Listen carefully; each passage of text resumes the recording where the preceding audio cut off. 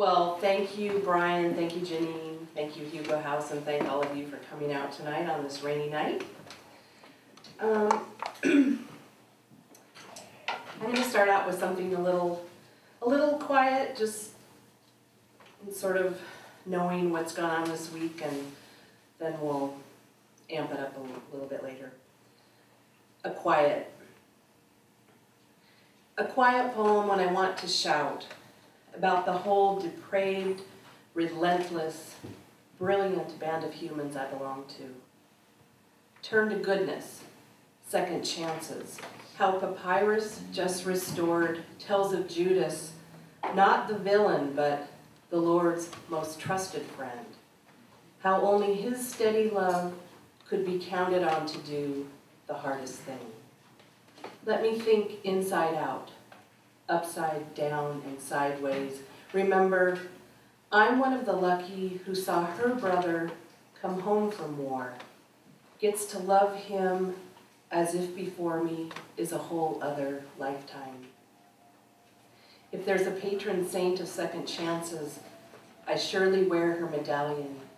And may I add, stupid and careless, to the list I opened up with, what it takes to drive through two-lane counties after nights without sleep, to nod yourself awake, find your car across the line. Oh, split second chances, all I don't deserve, the judgments I hand out. A jealous streak to rival Joseph's brothers, who betrayed him, announced him dead. We know the rest, the dreams, Pharaoh, the rise to greatness, but most extraordinary, when Joseph sent for the 11 he hadn't seen since childhood, served them a feast, revealed himself to their astonished hearts. That room filled with weeping men. That room filled with weeping.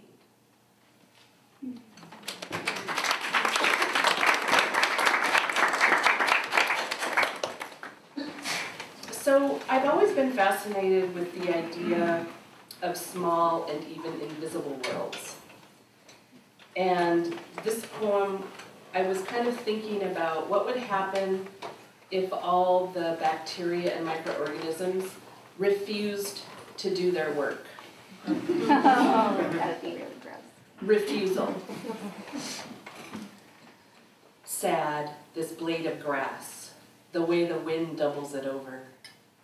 The beetle world below, burdened too. It's always been about decay, but there had been a kind of gallows humor. Now something's off kilter, more than the usual workaday ennui, this endless cycle, this samsara. Toward Earth's core, earthworms tunnel down and linger. Mycelia cease their creeping. Mushrooms no longer multiply, won't release their spores, and green bottle flies buzz away from the corpse. If you listen closely, carried on the sour breeze, the microcosm's heavy sigh.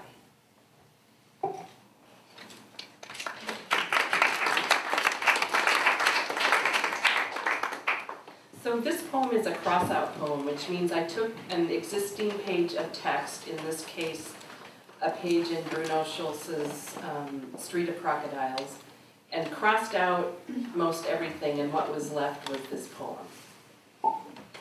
Disquiet. I walk the dark past cinnamon shop windows, holding incense, magic boxes.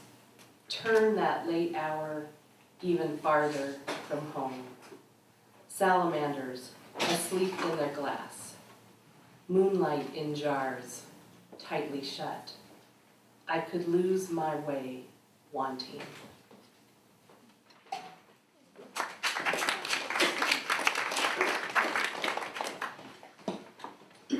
Magician's assistant. The man by my side, patting my collar down, brushing cat fur from my sleeves before my appointment with the magician. He knows, my husband, the importance of these nights and yet still wonders what it is I seek at the magician's house. He knows there's more to it than a rabbit in a hat or a shell game, and tonight his hands will linger on the abrasions. Yes, I'll say, he's still working on the sawing trick. Almost got it down. And I don't know when this fantasy grew to such proportions. The magician, the magician's assistant, but this man by my side, he sends me on my way, and as I open the door, he says, "You forgot something," hands me my dog-eared paperback on illusion and escape.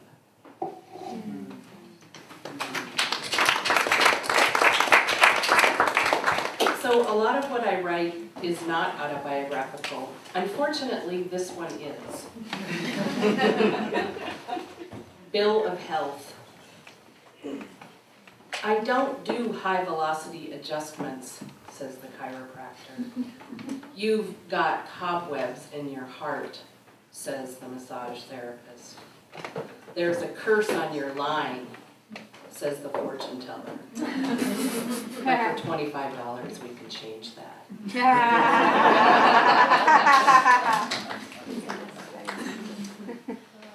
So this poem is called Musée Mécanique, which is the name of a place in San Francisco. It's a museum that houses vintage mechanical amusement toys. And this is a pantoum, which means there are repeating lines. Well, I mean, that's not what pantoum means, but there are repeating lines. Musée Mécanique with an epigraph. Mechanical amusement toy museum in San Francisco featuring coin-operated Laughing Sal, a larger-than-life papier-mâché woman who laughs hysterically. Sal's gigantic arms jerk up. Her laughing fit begins. Harmless, no shocks, a prize every time. Watch a toothpick Ferris wheel spin and spin. Are you the captain of your fate? Harmless, no shocks, a prize every time.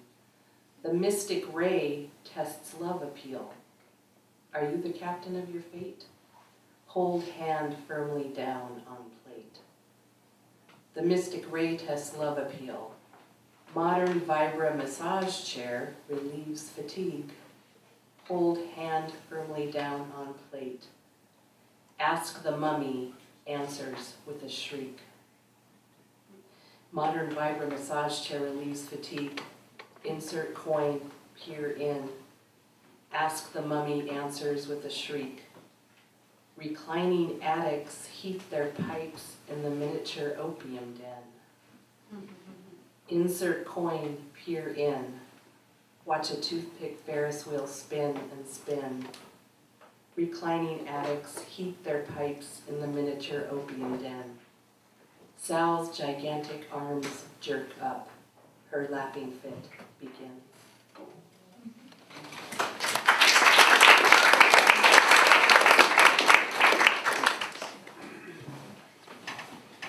Disappearing. When the magician made me disappear, I felt a lurch in my stomach, a zap in my skull. He hadn't explained fully.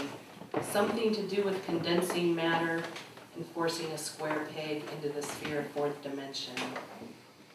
I imploded into a brooding mass, feeling liquid, dispersed, unaware of a center.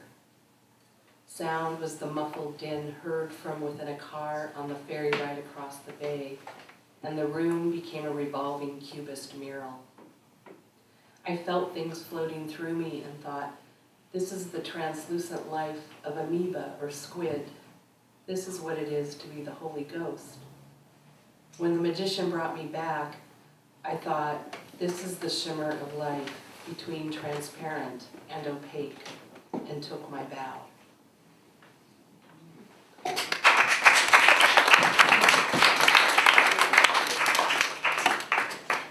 So this next poem is called Weekly World News, and I got it from There used to be a tabloid at the supermarket. It went out of business. But it had the things like Sasquatches and presidents being endorsed by aliens, and Bat Boy. Bat Boy was sort of their mainstay. Bat Boy was a boy who got in an accident of involved in some radiation or something like that, and he was always on the run. You know, they were always trying to catch him. So this is Weekly World News. When Bat Boy is finally found, eyes unfocused, sixth sense rapidly clicking away, sharing a cave with Elvis, beaten down from a paparazzi'd afterlife, waving his soiled rhinestone cape like a soldier's white flag, when Bigfoot, D.B. Cooper, Hitler's clone, unionized, agreed to appear on a crop circle set for one ratings-rocking Oprah show. When the world-weary alien refuses to endorse a presidential hopeful, impregnates a virgin who's been frozen in an ice block in the Kennedy administration, we will know this is it, our kitsch Armageddon. Oh, bubble tea rosaries, oh, bobblehead saints, deliver my soul on a spork to the icon with the biggest two-page spread.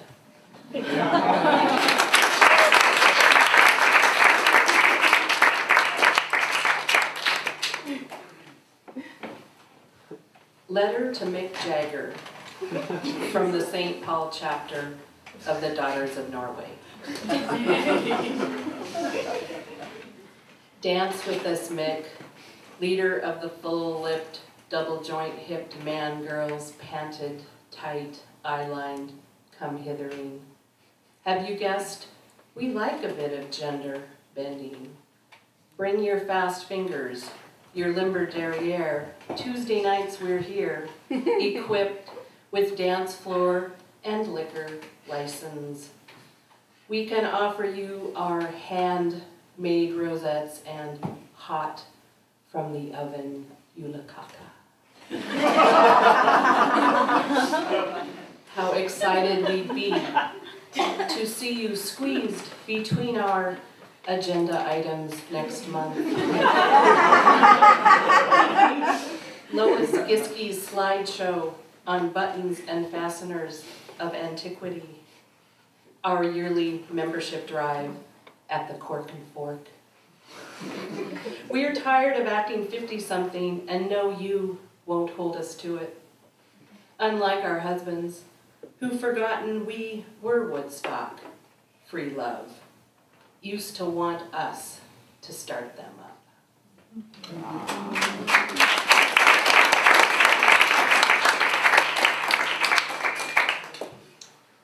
So this next one came about in a writing workshop where the teacher, and then of course everyone else joined in on the bandwagon, said I was using gerunds too freely in my poems.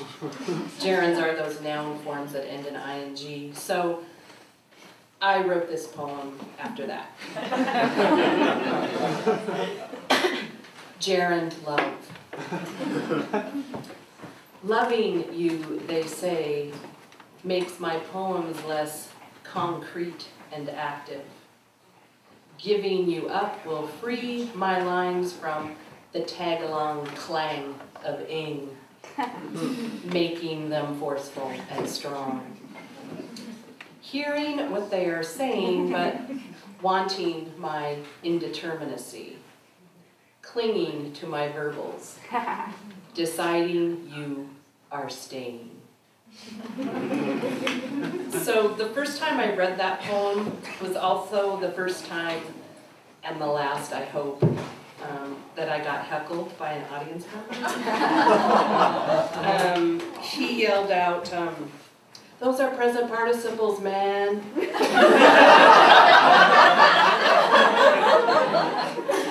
So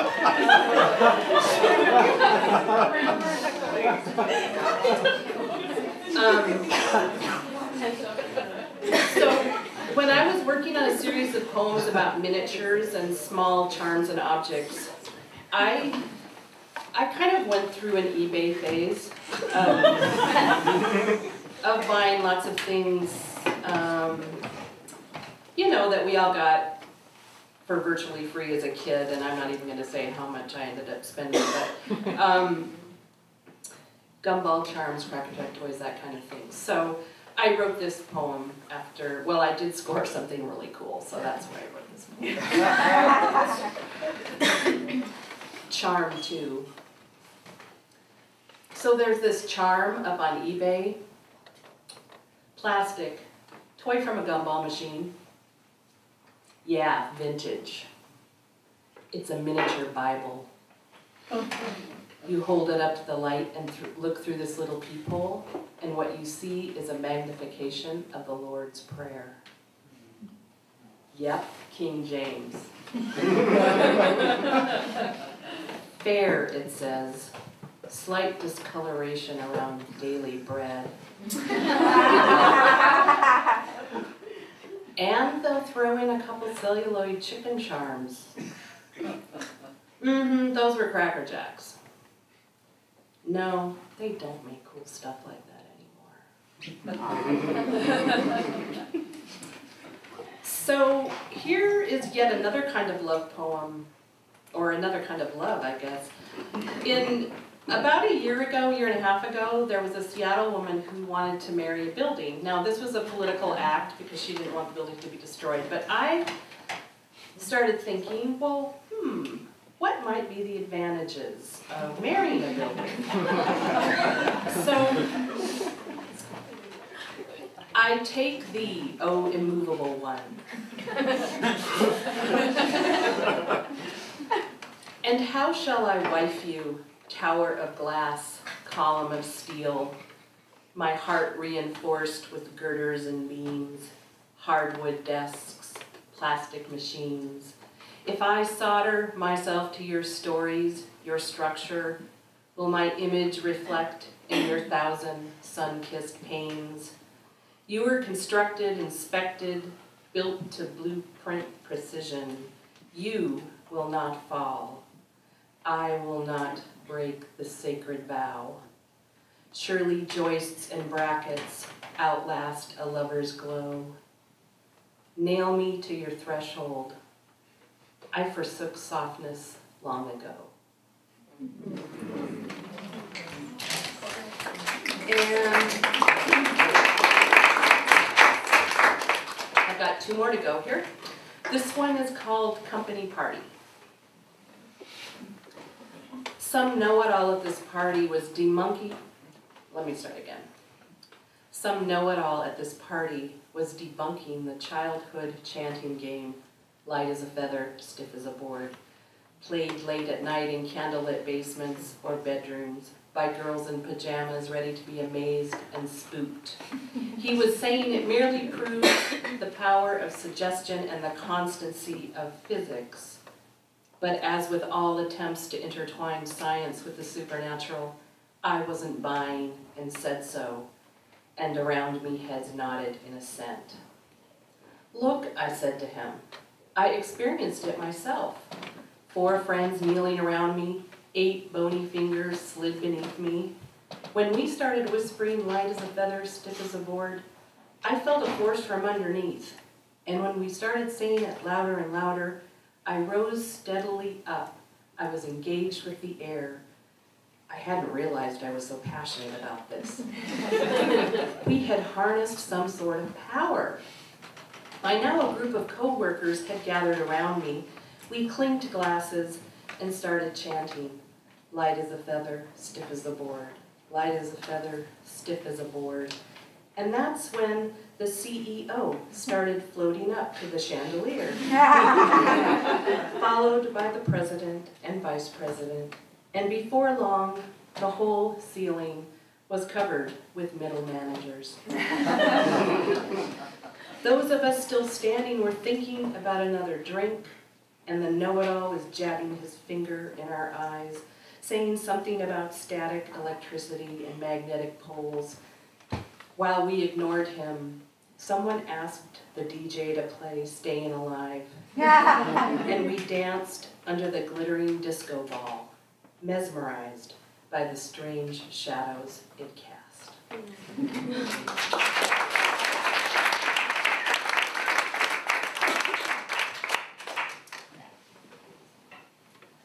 Lines composed a few miles past the world's largest can of 7-Up.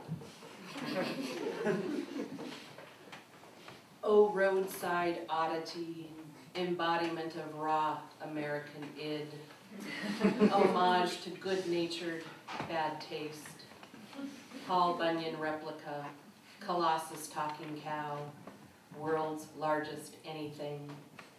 I love that you dominate the litter-strewn patch just south of the highway ditch. Praise the water tower posing as a giant peach, the oversized metalwork dinner fork, the 10-foot tall hitchhiking thumb. And God bless the man dressed up as a hot dog, handing out coupons inside a huge fiberglass bun. Thank you very much.